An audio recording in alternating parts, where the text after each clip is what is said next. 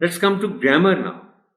It's pronoun, page number 30, SLO is number 10.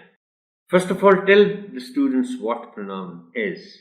Define pronoun as given in README.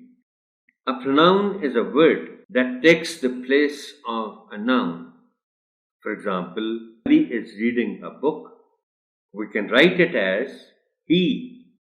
He is the pronoun used for Ali.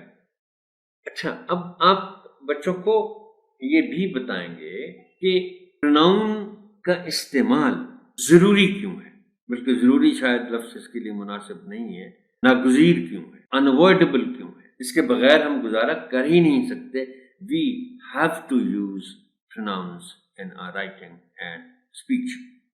Tell the students that the pronoun saves the repetition of a noun when it has once been mentioned.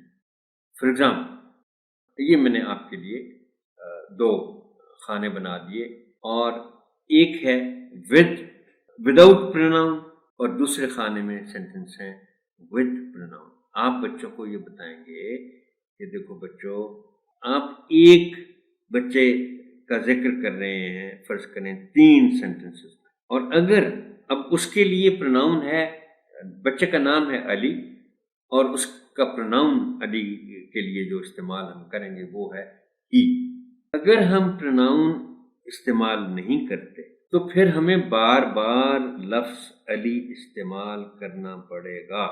जैसे पहले खाने में it's without pronoun, Ali is a good boy, Ali is my friend, Ali is good in studies.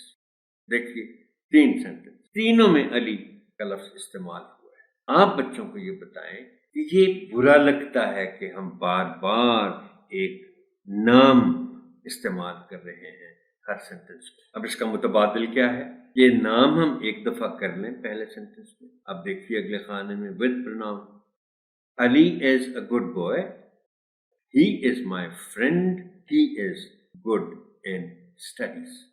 ये बुरा नहीं लगता because Ali सिर्फ एक दफा इस्तेमाल हो गया, उसके बाद हमने उसकी जगह ही इस्तेमाल किया।